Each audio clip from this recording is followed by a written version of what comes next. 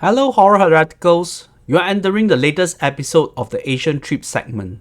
Today, I have prepared 3 Asian horror offerings that you might not have known of or would not have any desire to watch, but still good to build up your knowledge of these horror movies from my part of the world. We begin with Wanita Ahli Neraka, or translated as The Woman of Hell from 2024 by director Farishad Latjuba. This Indonesian horror flick entailed our wretched protagonist Farah, played by Fabi Restanti, who was groomed in a strict Muslim upbringing in an all-girls home, inculcated with the values of a virtuous Muslim girl, and yearning to be married to a husband who would dote her and take good care of her. Her Prince Charming came in the form of Wahab, a local politician and seemingly an owner of his own cattle ranch who produced dairy products.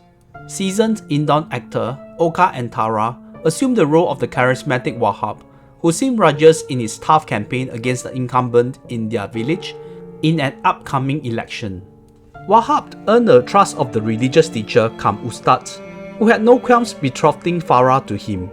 Marriage life was blissful while it still lasts, as there was hidden secrets to unravel with Wahab and his twisted manner to aid his political career, with his wife being used as the collateral or more like a sacrificial lamb.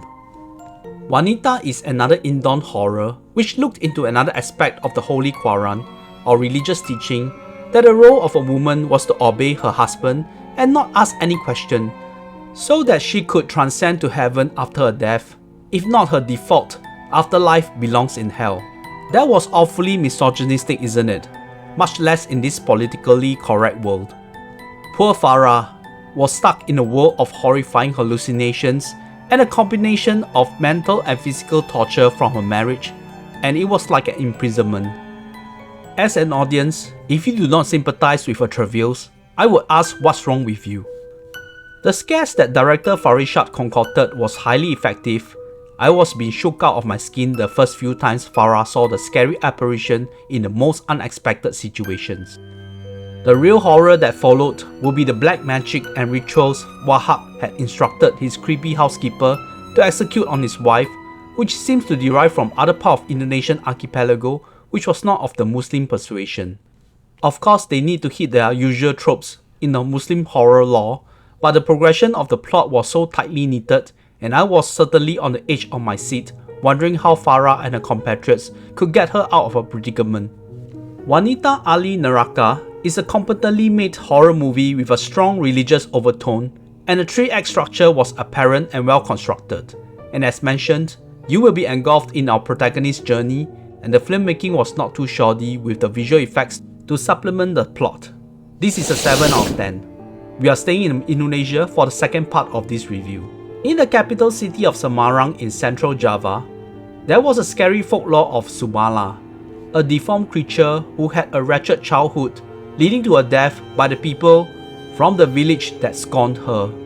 She then turned into a vengeful entity who would appear after sunset, targeting unaware young children, devouring their innards to the terror of the parents and loved ones. Even the mere mention of the name Sumala was believed to be able to summon her. Various rituals are observed to appease her so she does not strike her wrath on the innocent children. The origin of Sumala was not verified, but transcending generations of people of Semarang, the fear of a nocturnal children-killing creature had kept many cautious families to keep their children safe indoors when sun had set. A string of tweets from Bang Bat's illustration, which connected a string of missing children with the terrifying lore of Sumala, piqued the interest of producer Rocky Soraya, who engaged director Rizal Mantovani to adapt a screenplay which utilized key characters of Sumala and her mother Sulastri, but set in a wealthy and haughty Javanese family in the 1940s, which a couple remained childless after many years of marriage. The wife Sulastri solicited the help of a witch lady who warned her that this pact with the devil would allow her to bear a pair of twin children, although one would be the spawn of the devil, who would be meant to be returned when the twins turned 10 years old. As mortifying as it sounded, Sulastri felt that as long as she could bring a human child to her reputable husband, Sojiman, it was still a good deal. Of course, things would not unravel as she had hoped, and it was an arduous delivery on that stormy night, and the fate of the twins, with names of Kumala and Sumala being bestowed prior to birth, were awfully affected. One of the girls would survive, but she did not have the best time growing up under the scrutiny of a proud father, the uncouth treatment of a mother, and the constant bullying by kids in the village.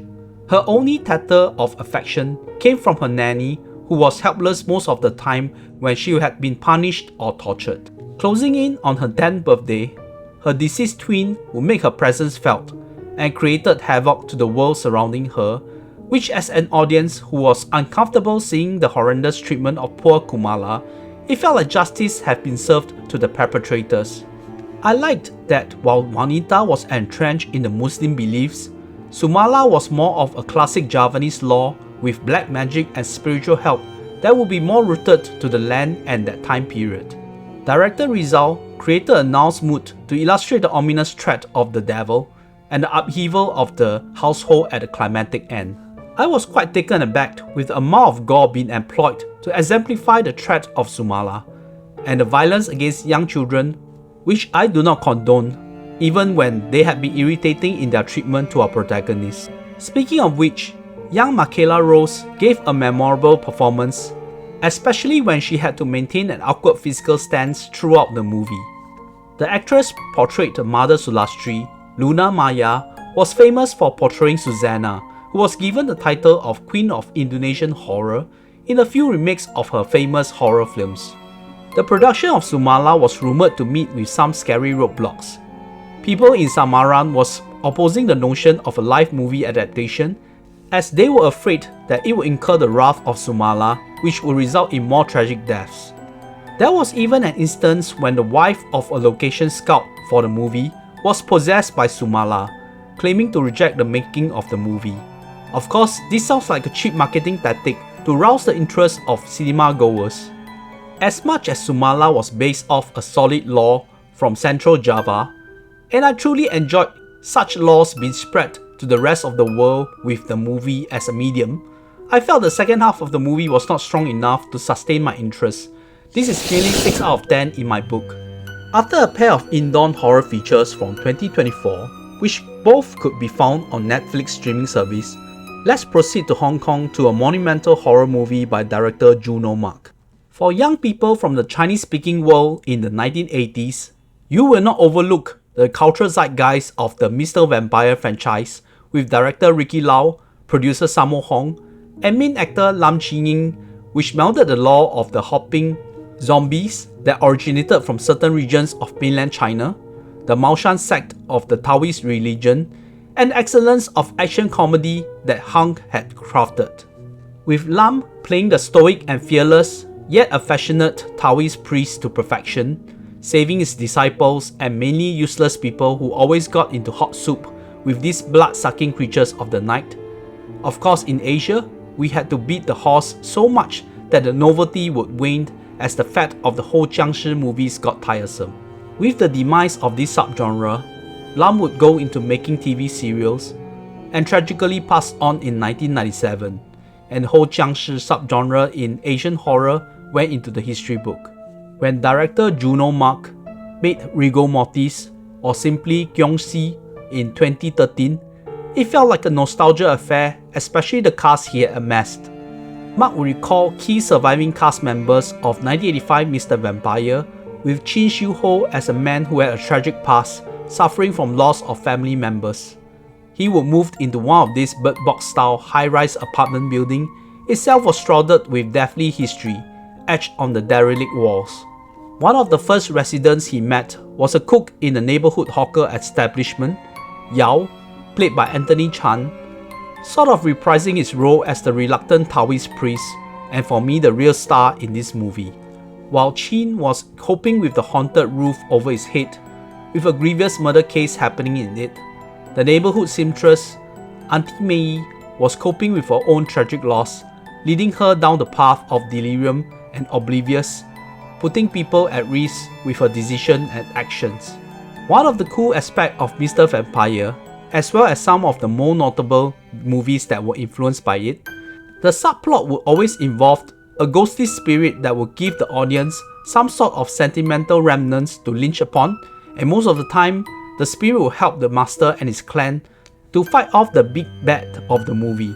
In Rigor Mortis, they created a heart-wrenching story of how the vengeful entities got to where they were, and through the selfishness of the humankind, they were being manipulated, which put these heinous people into mortal danger ultimately.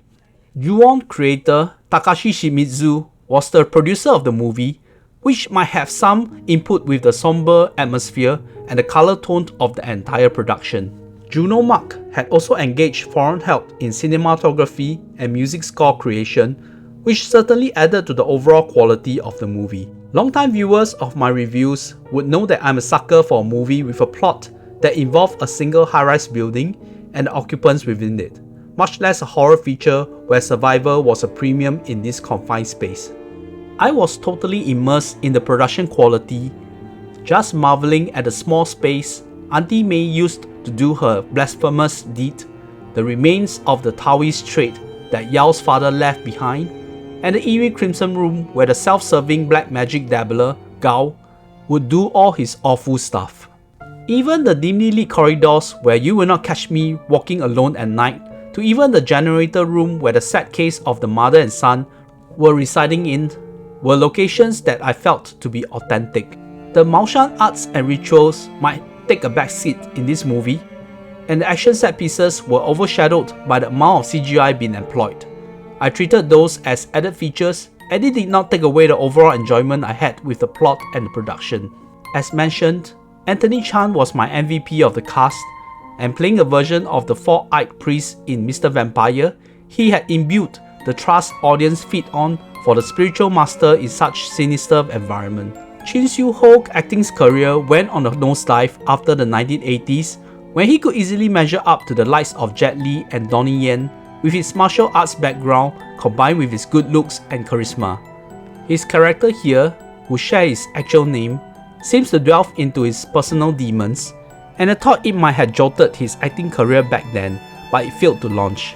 A slew of recognizable faces and seasoned actors of the Hong Kong film scene took up important roles, including Pao Hee-chin as Auntie Mei, whose performance could easily win her acting awards, Richard Ng, who had his own history with the world of horror comedies in the halcyon days, but as the husband of Auntie Mei, Ng's character was far from being comedic, and lastly, Lo Hai Pang, a well-known TV host and actor, as the security guard Uncle Yin. Chong Fat, a recognizable face in many Sammo Hung and Jackie Chan movies in the heydays, and had been cast in many roles as priest in the past, which pandered between righteous and villainous roles, played the recalcitrant Gao, and I thought he was amazing in his role. There were no Moon Lee or Pauline Wong returning, but having Kara Wai Ying Hong, an award-winning actress whose career spanned 5 decades and had her start as a wuxia starlet, she played the deranged mother who witnessed a grievous murder scene in her own abode, leading to her insanity. I had no bones to pick with her excellent performance. I was spellbound the first time I watched Rigor Mortis more than a decade ago. The recent rewatch made me appreciate it even more. I was actually glad the success of this movie did not bring about a barrage of unnecessary sequels or nostalgia-fueled jiangshi films from Hong Kong and China that would water down the zeitgeist even further. Director Juno Mak was caught with some law-related issues which stymied an otherwise budding career, but his directorial debut should never go unnoticed. Rigor Mortis is an unwavering 9 out of 10 and certainly one of the most celebrated Asian horror movies of the last 20 years for yours truly. As we come to the end of another Asian Trip special, please click a like as your unyielding support really goes a long way for me. Don't forget to subscribe to this channel if you had not. My previous review was on Josh Ruben's Hard Eyes, which was a romantic comedy with a strong dosage of gore. Do stay tuned to this channel if you want to hear more thoughts of the classic jiangshi movie from Hong Kong from the 1980s to the early 1990s.